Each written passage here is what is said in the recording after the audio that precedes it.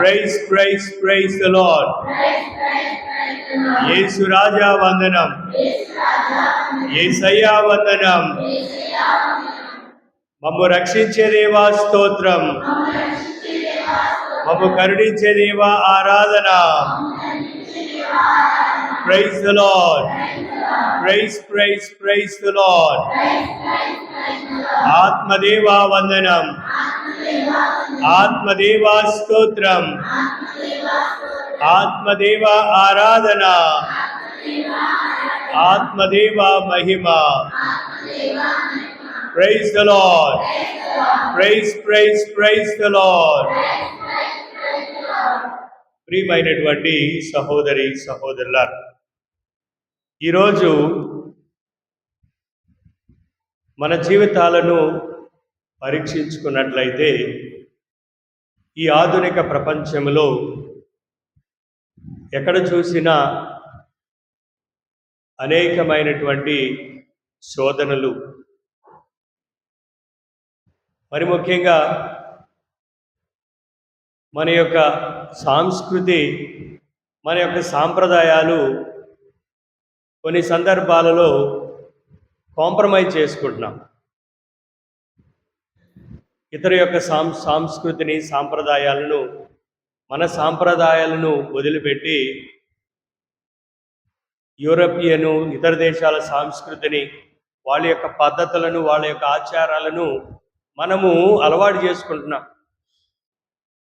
దాని ద్వారా మన సమాజంలో ఒకప్పుడు ఒక పవిత్రమైనటువంటి కుటుంబాలుగా జీవించేటువంటివి ఇప్పుడు అనేకమైనటువంటి ఒత్తిడుల ద్వారా, కొత్త సాంప్రదాయాలు రావడం ద్వారా మన కుటుంబాలు చిన్నాభిన్నం అవుతూ ఉన్నాయి.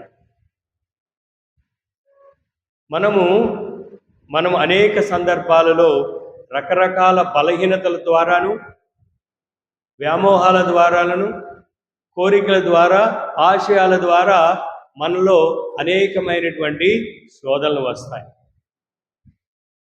ఈ శోధనలు ఎందుకు వస్తాయంటే, ప్రియమైనటువంటి సహోదరులారా, మనము కోరుకున్న దానిని మనము సంపాదించుకోవటానికి మనము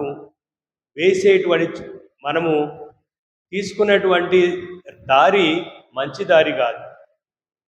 మనము తీసుకున్నటువంటి మార్గము చెడు మార్గము. ఆ మార్గమే శోధన అంటాం. మరి ఇటువంటి శోధనలు మనము తప్పనిసరిగా జయించాలి. శోధనలు జయించినటువంటి ప్రతి ఒక్క క్రైస్తవుడికి దేవుడిచ్చేటువంటిది జీవ కిరీటమని పునీత అగస్టిన్ గారు చెప్తూ ఉన్నారు. శోధన అనేది పాపం కాదు. శోధనలు వస్తాయి, అయ్యో శోధనలు వస్తాయి. ఆ శోధన అనేది పాపము కాదు. మరి ఎప్పుడు అది పాపం అవుతుంది? ఆ శోధనకు మనము బానిసలమై మన బలహీనతలో ఆ కోరికను తీర్చుకోవటానికి మనం ఎంచుకున్నటువంటి చెడు మార్గమే పాపం. ప్రియమైనటువంటి సహోదరి సహోదరులారా, మరి ఇటువంటి శోధనలు మనం జయించాలంటే మనము పోరాడాలి. భటుడు ఏ విధంగా అయితే శత్రువులపై పోరాడటానికి ఆయుధాల ద్వారా యుద్ధానికి బయలుదేరుతాడో, మన యొక్క ఆధ్యాత్మికమైనటువంటి యాత్రలో మనము పోరాట యోధులుగా ఉండాలి. మనం ఒంటరిగా లేము ఈ పోరాటంలో. మనతో ఎవరున్నారు? దేవుని యొక్క ఆత్మ, క్రీస్తు ప్రభువే మనతో ఉన్నారని తెలుసుకుని ఈ యొక్క పోరాటంలో మనం జయించినట్లయితే జీవ కిరీటాన్ని మనం అధిరోహిస్తామని పునీత అగస్టిన్ గారు చెప్తూ ఉన్నారు. Praise the lord. Praise the lord. పునీత ఫిలిప్ నేరి అనేటువంటి ఒక గురువు దగ్గరికి ఒక యువకుడు వచ్చాడు. సహజంగా కొంతమంది యువకులు కొంతమంది గురువుల దగ్గరికి వచ్చి ఈ విధంగా అడుగుతూ ఉన్నారు. గురువు గారు, స్వాములు గారు, ఫాదర్ గారు, నేను ఎన్ని ప్రయత్నించినా నేను శోధనని జయించలేకపోతూ ఉన్నాను. మీ సలహా ఏంటి? ఈ శోధనలు నేను జయించాలంటే నేనేం చేయాలి?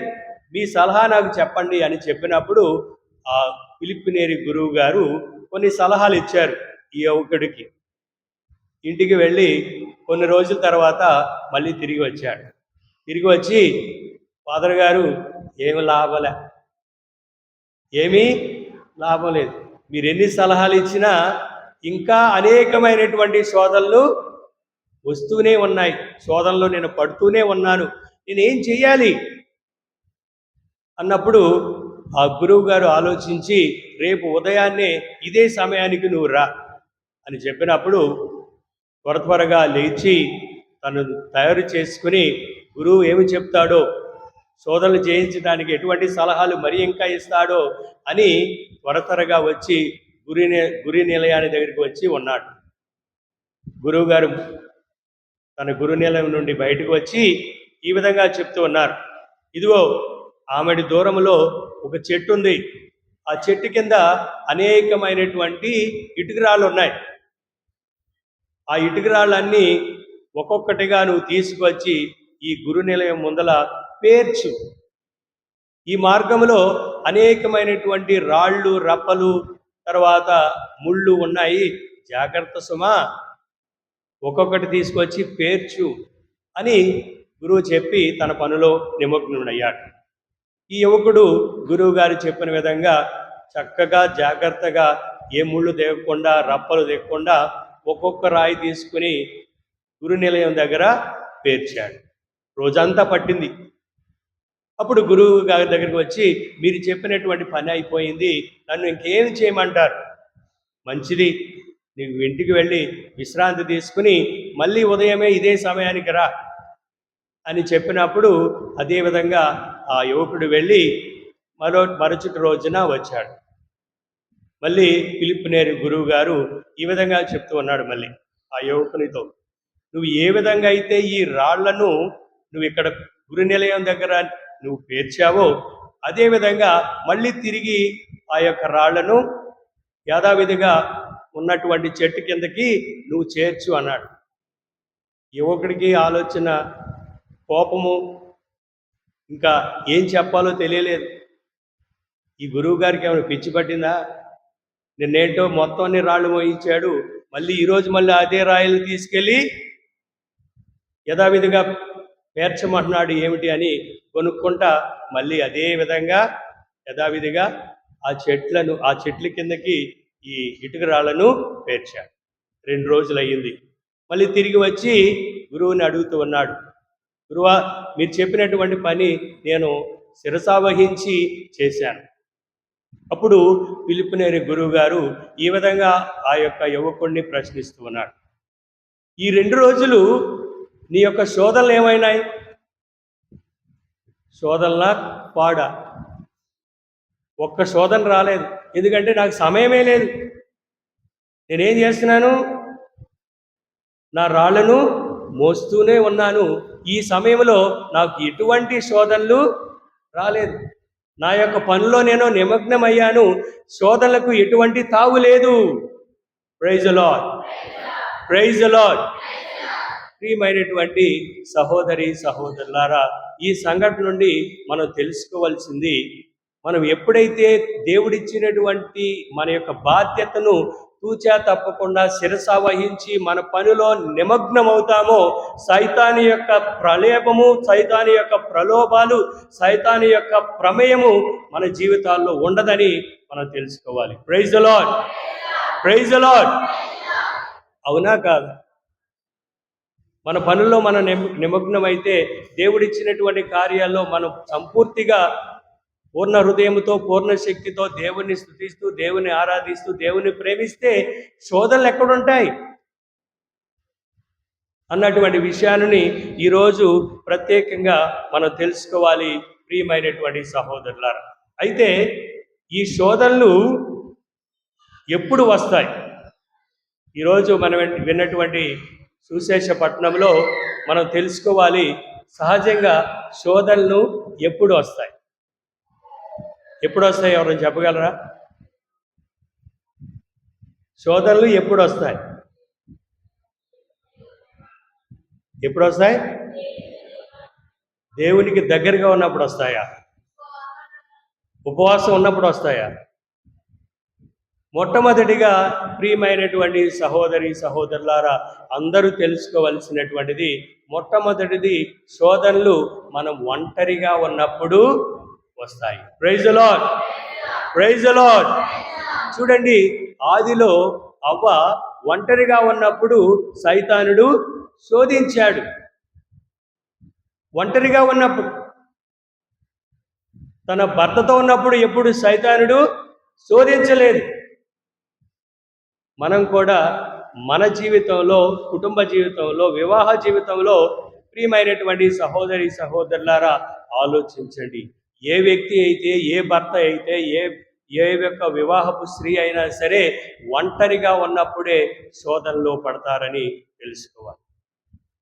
అవ్వ పడింది.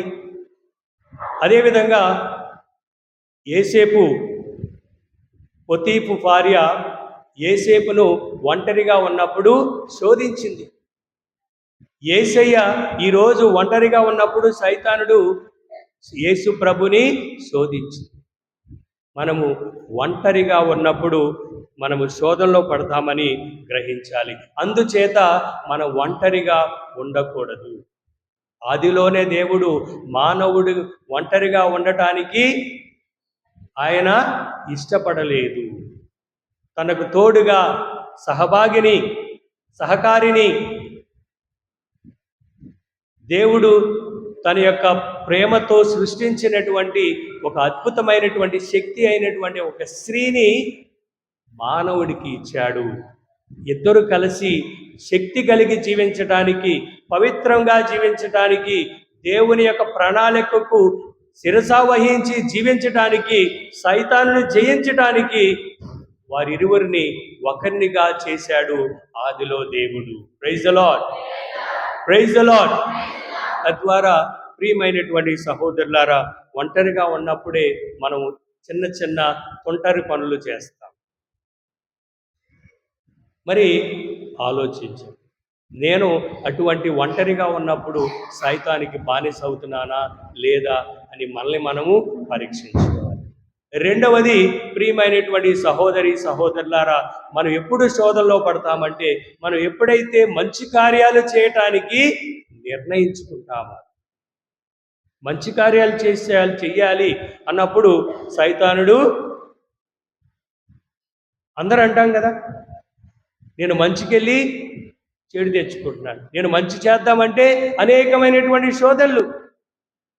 క్రీస్తు ప్రభువే ఈరోజు సాక్షాత్తు ఆయన బహిరంగ జీవితాన్ని ప్రారంభించడానికి, దేవుని యొక్క రాజ్యానికి పునాది వేయటానికి, దేవుని యొక్క రాజ్యాన్ని ప్రకటించడానికి ఆయన కంకణం కట్టుకొని ఆయన ప్రయాణిస్తూ ఉంటే సైతానుడు శోధించాడు.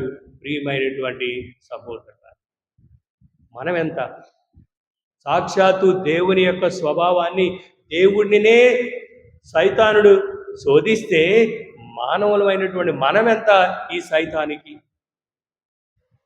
తద్వారా ఎప్పుడైతే మనం మంచి కార్యాలు చేయాలని తలస్తే తప్పనిసరిగా మనకు శోధనలు వస్తాయి. మూడవది, ప్రియమైనటువంటి సహోదరి సహోదరులారా, మనకు ఈ శోధనలు ఎప్పుడు వస్తాయంటే మనము బలహీనముగా ఉన్నప్పుడు. మానవుడు అంటేనే బలహీనం. చూడండి ప్రియమైనటువంటి సహోదరులారా, అవ్వ బలహీనురాలని సైతానికి తెలుసు. మాయ మాటలు చెప్తే, మోసపు మాటలు చెప్తే మోసపోద్దని, స్త్రీ మోసపోతుందని సైతానికి తెలుసు. మరి అటువంటి బలహీనతను ఆసరాగా తీసుకుని సైతానుడు అవ్వను శోధించాడు. తత్ఫలితముగా ఏం జరిగింది? సైతానులో శోధనలో పడిపోయింది, బలహీనతకి దాసోహమయ్యింది స్త్రీ.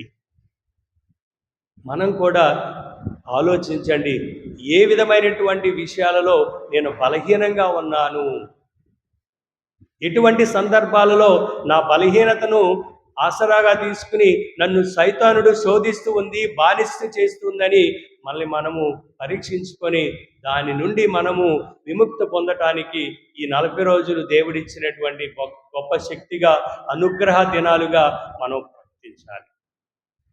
చూడండి, ఉత్తేపు భార్య యేసేపును ఆయన బలహీనతను చూసి శోధిస్తే యేసేపు ఏం చేశాడు?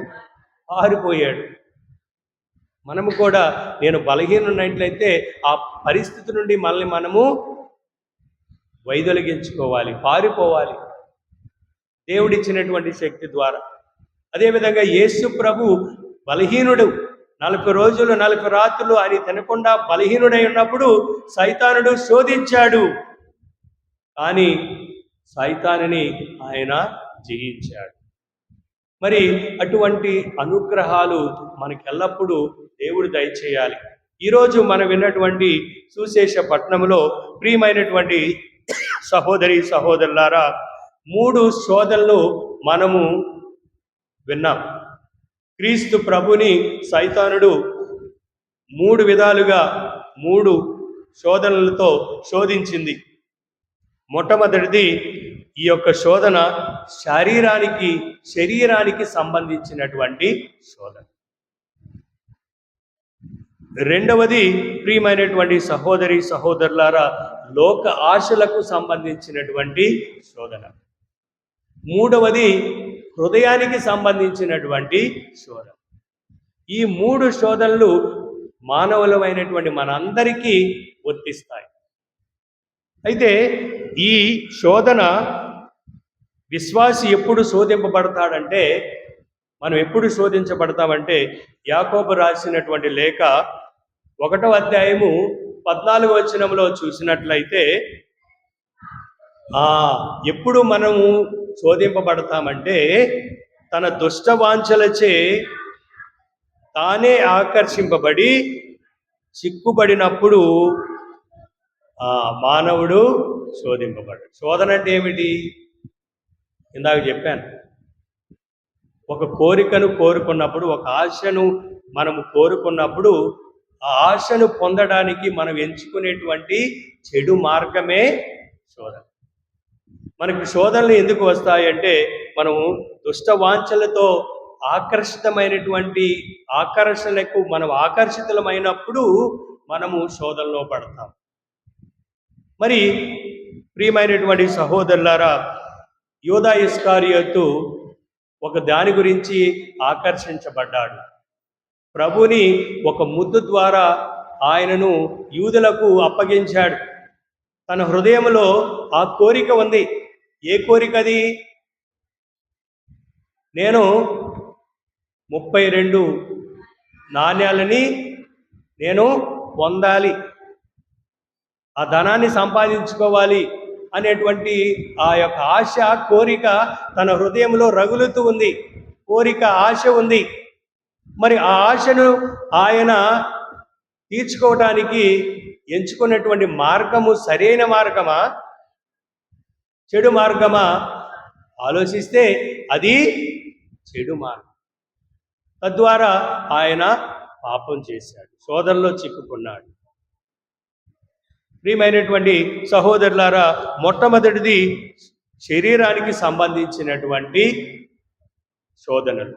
మన జీవితంలో మనం కూడా ఈ యొక్క శరీర వాంఛలకు, మనము వ్యామోహాలకు అనేక సార్లు మనం పాపములో పడుతూ ఉన్నాం, శోధింపబడుతూ ఉన్నాం. చూడండి, క్రీస్తు ప్రభు కూడా ఆయన శోధించబడ్డాడు, కానీ ఆయన ఉపయోగించినటువంటి ఆయుధాన్ని మనము మన జీవితంలో కూడా ఉపయోగించుకోవాలి. నువ్వు ఆకలిగా ఉన్నావు, ఈ రాళ్లను రొట్టెలుగా చేసుకుని నీ ఆహారాన్ని తీర్చుకున్నప్పుడు ప్రభు పలికినటువంటి వాక్యము, ప్రియమైనటువంటి సహోదరులారా, మానవుడు కేవలము రొట్టె వలన మాత్రమే కాదు, దేవుని నుండి వచ్చు ప్రతి మాట ద్వారా జీవించగలుగుతాడని ప్రభు చెప్తూ ఉన్నాడు. Praise the lord, praise the lord, praise praise praise the lord. మన యొక్క వ్యామోహాలను, మన యొక్క కోరికలను, మన యొక్క శరీర వాంఛలను తీర్చుకోవటానికి మన తల్లి అయిన శ్రీ సభ ఇచ్చినటువంటిదే ఈ తపస్సు. మనము శరీరాన్ని కష్టపెడుతూ ఉన్నాం. సరైన భోజనం తినకుండా, చక్కగా చెప్పులు వేసుకోకుండా ఇంకా కష్టపెడుతున్నామంటే ఆ శరీర వాంఛలను మన కంట్రోల్లో పెట్టుకోవడానికి. అందుకనే అది మంచి కార్యమా అని మనము గ్రహించాలి. ప్రియమైనటువంటి సహోదరులారా, ఈరోజు మనము అందరము ఈ యొక్క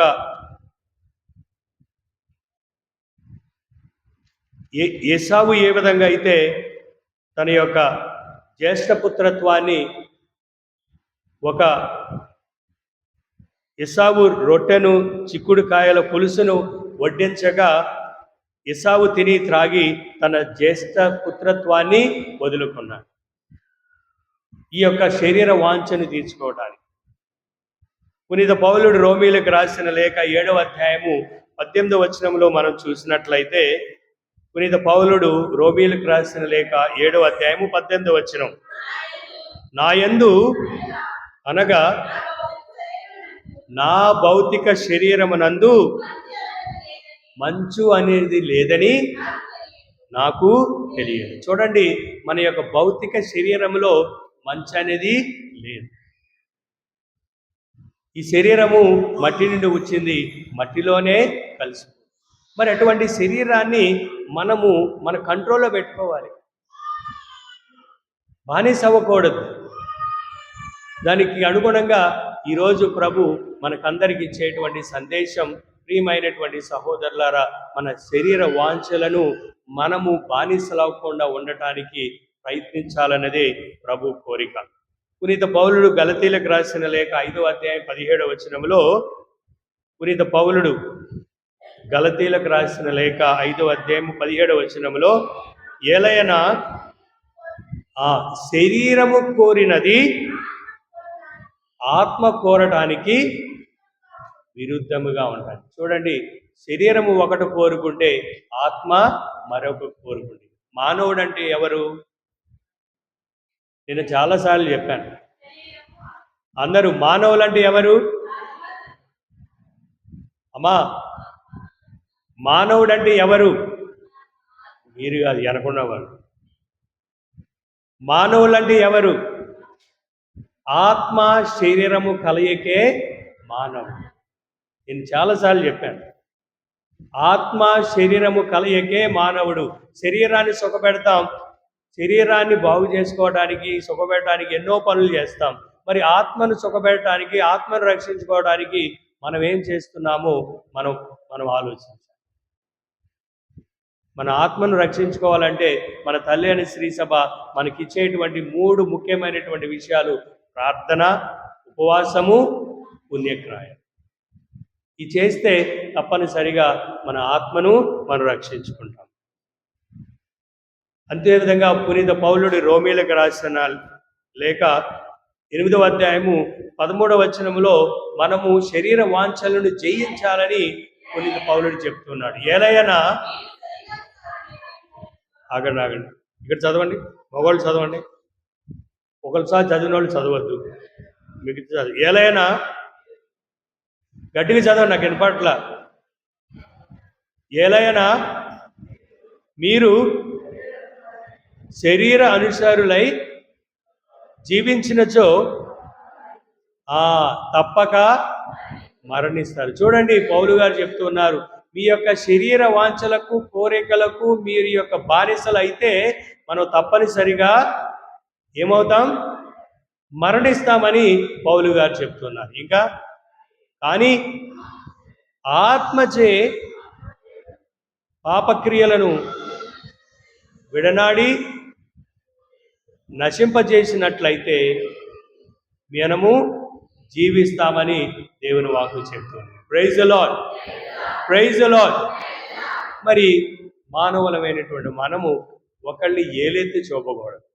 ప్రతి ఒక్కరూ మానవుల యొక్క బలహీనత, శారీరక బలహీనత నాకు తెలుసు, మీకు తెలుసు. మనం అందరం ఇతరుల మీద ఏలెత్తి చూపుతాం. ఆమె అలాగా ఏమి ఎలాగా వీడు ఇలాగా, అది మానండి. నేనెలాగా అని నువ్వు ఆలోచించు. నా శరీరక వాంఛలు, నా యొక్క శరీరక బలహీనత నేనెలా ఉన్నానో దానిని అధిరోహించడానికి ప్రయత్నించాలి. నా బలహీనత, నా యొక్క శరీర వాంఛలు దాన్ని కప్పుపెట్టి ఇతరులు ఎలా ఉంటున్నారు, ఇతరులు ఎవరితో మాట్లాడుతున్నారు, ఎలా వెళ్తున్నారని ఈ సమయాన్ని మాత్రం మీరు వృధా చేయకండి. నా గురించి, నా వ్యక్తిగతమైనటువంటి వాంఛల గురించి ఆలోచిస్తే దేవుడు నీకు శక్తినిస్తాడు. ఆ బలహీనత నుండి నువ్వు విముక్తి పొందగలుగుతావు. Praise the lord, praise the lord.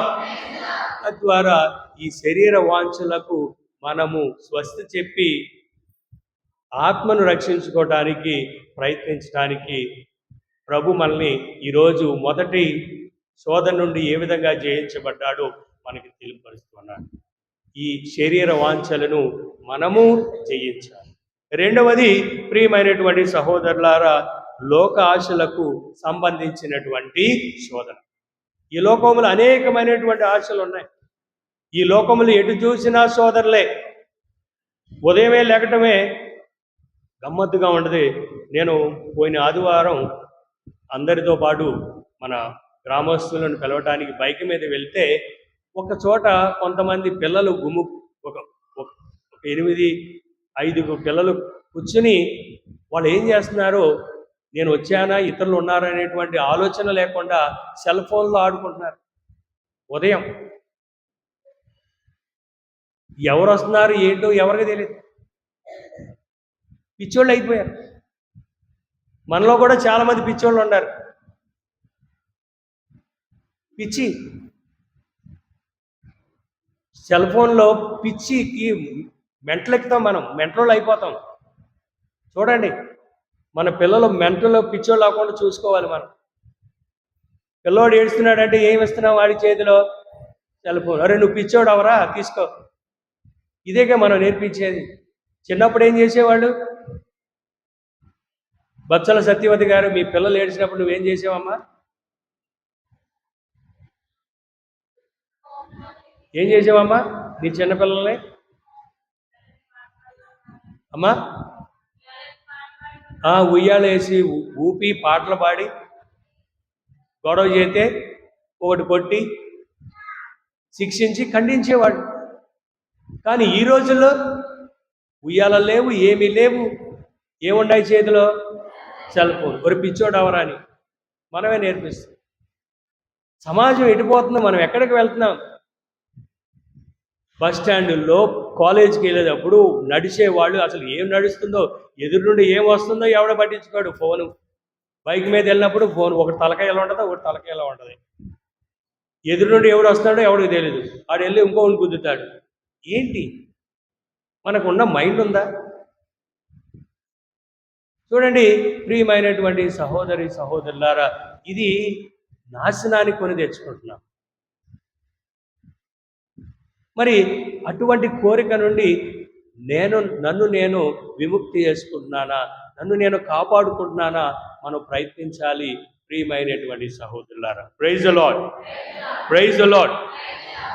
ఐశ్వర్యం, సంపద, సుఖము, ఇలా ఎన్నెన్నో ఆశలు కలిగి సైతానుడు మనల్ని శోధిస్తున్నాడు. సైతానుడు అనేక రకాలుగా శోధిస్తున్నాడు. మరి దానికి మన బానిసను అవుతున్నామా లేదని మనల్ని మనము పరీక్షించుకోవాలి. మూడవ శోధన హృదయానికి సంబంధించినటువంటి శోధన. హృదయానికి సంబంధించింది. నీవు సాష్టాంగపడి నన్ను ఆరాధించమని సైతానుడు కోరుతూ ఉన్నాడు. కానీ ఆ సాష్టాంగము, స్తుతులు, ఆరాధన ఎవరికి చెందుతాయి? నిజమైనటువంటి దేవునికి మాత్రమే చెందుతాయి. నా హృదయం ఎవరికి చెందుతుంది? దేవునికి మాత్రమే చెందుతుంది. Praise the lord, praise the lord. ఆ హృదయంలో ఉన్నటువంటి నిజమైనటువంటి దేవునికి మాత్రమే ఈ హృదయం చెందుతుంది. ప్రియమైనటువంటి సహోదరులారా, పెళ్ళైనటువంటి వారు వారి యొక్క హృదయం ఎవరికి చెందాలి? పెళ్ళైనటువంటి వారు భార్యాభర్తలు వారి యొక్క హృదయం ఎవరికి చెందించాలి? కట్టుకున్నటువంటి భార్యకు భర్త దేవుని సమక్షంలో చట్ట ప్రకారంగా వివాహమాడినటువంటి వ్యక్తులు ఒకరికి ఒకరు హృదయాన్ని సమర్పించుకుంటారు. మరొకరికి విలువ, మరొకరికి స్థానం లేదు. తద్వారా నా హృదయం ఎక్కడ ఉన్నదో మీరే పరీక్షించు. దేవునికి సంబంధించింది. అదేవిధంగా భార్యలు వివాహమాడినటువంటి వారు వాళ్ళ యొక్క భర్తలకు భార్యలకు సంబంధించిందని మనం తెలుసుకోవాలి. చివరిగా ప్రియమైనటువంటి సహోదరులారా, మరి ఇటువంటి శోధనలు మనం జయించాలంటే క్రీస్తు ప్రభు ఉపయోగించినటువంటి ఆయుధం ఏమిటంటే దేవుని యొక్క వాక్యం. పునీత పౌలుడు పునీత పేతురు రాసిన మొదటి లేఖ 5వ అధ్యాయము 8వ వచనంలో చూసినట్లయితే సైతానుడు సింహము గర్జించే సింహములాగా ఎదురు చూస్తున్నాడు మనం కబలించడానికి, శోధించడానికి. అందుకనే మనం మెలకువతో జాగరూకులై ఉండాలి. పునీత పౌలుడు పునీత పేతురు రాసిన మొదటి లేఖ 5వ అధ్యాయం 8వ వచనం, మెలకువతో జాగరూకులై ఉండుడు. మీ శత్రువగు సైతాను గర్జించు సింహము వలె తిరుగుచు ఎవరు లేని కవళింప చూచుచున్నాడు. మనము జాగరూకులై ఉండాలి. ఎప్పుడు దేవుని యొక్క వాక్యాన్ని ధ్యానిస్తూ మెలకువ కలిగి ఉండాలి. మొట్టమొదటిది. రెండవది కీర్తన 119వ కీర్తన 11వ వచనములో 119వ కీర్తన 11వ వచనం, నేను నీకు ద్రోహముగా లేదు. కొత్త వాళ్ళు చదవండి. ఒకళ్ళు చదివిన వాళ్ళు చదవద్దు, కొత్త వాళ్ళు చదవాలి, గట్టిగా చదవండి. నేను నీకు ద్రోహముగా పాపము చేయుచుంటకు నీ వాక్యము నా హృదయమున నిలుపుకొందును. Praise the lord, praise the Lord. శోధల్ని మనం జయించడానికి దేవుని యొక్క వాక్యాన్ని మన హృదయంలో పదిలపరుచుకోవాలి, నిలుపుకోవాలి. చివరిగా దేవుని అనునిత్యము ప్రార్థనతో పవిత్ర జీవితమును గడపాలి. దేవుని యొక్క పవిత్రాత్మ శక్తి మనపై ఉంది కాబట్టి ఎల్లప్పుడూ మనము పవిత్రాత్మ సర్వేశ్వరుని ఆహ్వానించాలి. రండి రండి రండి రండి పరిశుద్ధాత్ముడా, రండి రండి రండి రండి పరిశుద్ధాత్ముడా, రండి రండి రండి రండి పరిశుద్ధాత్ముడా, రండి రండి రండి రండి పరిశుద్ధాత్ముడా. పరిశుద్ధాత్ముడా స్వాగతం దేవా, పరిశుద్ధాత్ముడా స్వాగతం దేవా. నాయకుడవు నా బోయకుడవు, నా బోధకుడవు, నా సేవకుడవు, నా నాయకుడవు, నా దేవుడకుడవు, నా సేవకుడవు, నా సేవకుడవు. రండి రండి రండి రండి పరిశుద్ధాత్ముడా, రండి రండి రండి రండి పరిశుద్ధాత్ముడా, రండి రండి రండి రండి పరిశుద్ధాత్ముడా, రండి రండి రండి రండి పరిశుద్ధాత్ముడా. Praise the lord, praise the lord. మనము శోధనలు జయించాలంటే ఎప్పుడు మనము మొట్టమొదటిగా జాగరూకులై ఉండాలి. రెండవది దేవుని యొక్క వాక్యాన్ని మనం అనునిత్యము పఠించాలి, ధ్యానించాలి, హృదయములో బదిలపరుచుకోవాలి. మూడవది పవిత్రాత్మ సర్వేశ్వరుని ఆహ్వానించాలి. ఆత్మ సర్వేశ్వరుడా రా, ఆహ్వానించి మన హృదయాలను, మన యొక్క భూమిని, ప్రపంచాన్ని తుడిచివేసి పవిత్రాత్మత నింపమని ఎల్లప్పుడూ మనం ప్రార్థన చేయాలి. మన బిడ్డలను పవిత్రాత్మ శక్తితో నింపబడాలని వారిని ప్రార్థన చేయాలి. వారు మీరు స్కూల్కి పంపించే ముందు స్లేవ్ గుర్తేసి పంపించాలి. దేవుడిచ్చినటువంటి ఆజ్ఞ, మనము పవిత్రాత్మ శక్తిని పొందాము కాబట్టి ఇతరులకు మనం ఆ పవిత్రాత్మ శక్తితో నింపాలి. మన బిడ్డలందరినీ ఎల్లప్పుడూ దీవించాలని, మనము ఈ శోధల నుండి విముక్తి పొందాలని, ఒంటరిగా ఉన్నప్పుడు, బలహీనంగా ఉన్నప్పుడు, ఇంకా ఎప్పుడు పడతాం మనం శోధనలో? మనము మొదటిది ఒంటరిగా ఉన్నప్పుడు. నేను 3 విషయాల గురించి చెప్పాను. మనం ఒంటరిగా ఉన్నప్పుడు, మంచి కార్యాలు చేయటానికి తలంచినప్పుడు, బలహీనంగా ఉన్నప్పుడు మనము తప్పనిసరిగా శోధనలో పడతాం. నేను చెప్పినటువంటి ఒక సంఘటన మన యొక్క బాధ్యతను ఎరిగి తూచా తప్పకుండా 100% దానితో నిమగ్నమైతే మనం ఎటువంటి శోధనలో పడం. భార్యాభర్తలుగా మీ బాధ్యతను నిర్వర్తించండి. శిరస వహించి అన్నిటినీ సక్రమంగా మీరు కొనసాగించండి. శోధనలు మనవి రావటానికి ఆస్కారం. తద్వారా వీటన్నిటిని దేవుడు మనకు దీవించాలని, ఈ 40 రోజులు గడిచినటువంటి రాబోయే కాలంలో కూడా పవిత్రంగా ఉండాలని ప్రార్థన చేద్దాం. పితా పుత్ర పవిత్రాత్మ నామమున ఆమేన్.